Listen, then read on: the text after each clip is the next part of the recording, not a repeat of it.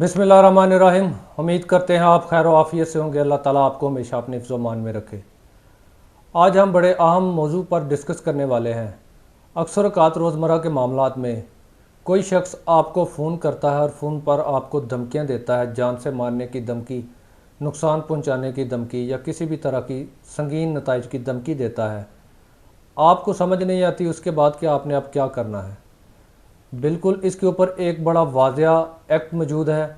अगर कोई शख्स आपको फ़ोन पर धमकी देता है, संगीन नताइज की धमकी देता है, जान से मारने की धमकी देता है, उसके ऊपर एक बाज़ाब्ता एक्ट मौजूद है जो इस ऑफेंस के साथ ट्रीट करता है और इसके ऊपर FIR होती है और इसके ऊपर सज़ा और जुर्माना भी होता है।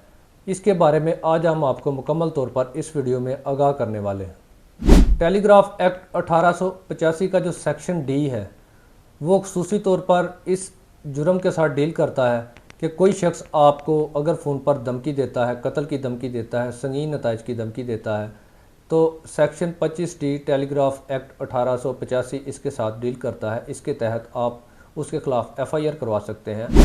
अगर कोई इस तरह का वाक़या आपके साथ रूनमा हुआ है, किसी ने आपको फ़ोन करके फ़ोन पर डराया धमकाया है, तो आपने उसके लिए FIR करवाने के लिए थाने तशरीफ़ ले जाना है। आपने एक एप्लीकेशन लिखनी है, उसमें आपने वो नंबर, जिस नंबर से आपको कॉल आई है, वो वक़्त और जो गुफ्तगू आपके साथ हुई है वो आपने उसमें बयान करनी है कि फ़लाँ वक़्त फ़लाँ नंबर से मैं फ़लाँ जगह पे बैठा हुआ था, वहाँ पर मुझे इस नंबर से कॉल आई और इस बंदे ने मुझे जान से मारने की धमकी दी है, मुझे संगीन नताइज की धमकी दी है, मुझे लाइफ थ्रेट किया है इसने। आपने एक एप्लीकेशन लिखकर थाने जमा करवानी है। उसके ऊपर पुलिस जो है 25D की FIR उस शख्स के ख़िलाफ़, उस नंबर के ख़िलाफ़ देगी। उसके बाद पुलिस उस नंबर का CDR निकलवा कर आपका जो बयान है कि फ़लाँ वक़्त फ़लाँ टाइम पे फ़लाँ नंबर से कॉल आई, उसको मैच करेगी। अगर वो मैच हो गया तो उस बंदे को अरेस्ट किया जाएगा और इसके ऊपर उसका चालान करके फिर उसको अदालत में उसका केस चलाया जाएगा।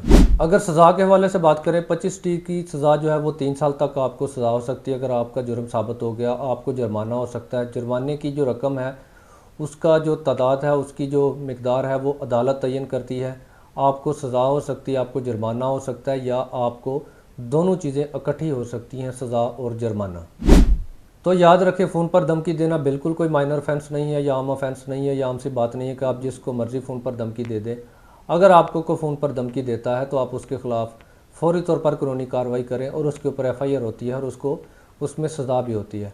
लिहाजा अगर आप धमकियाँ देने के आदी हैं तो इस चीज़ से अवॉइड करें, और अगर कोई आपको धमकी दे रहा है तो आप उसके ख़िलाफ़ कानूनी चाराजोई करें ताकि आपकी इससे जान छूट सके। उम्मीद करते हैं आपको वीडियो पसंद आई होगी। अगर वीडियो पसंद आई है तो लाइक कमेंट शेयर ज़रूर कीजिएगा। हमारे चैनल पर नए हैं तो चैनल को सब्सक्राइब ज़रूर कर लें। हमसे कोई कानूनी मशवरा करना चाहते हैं तो हमारे दिए गए नंबर पर व्हाट्सअप करके हमसे कानूनी मशवरा कर सकते हैं।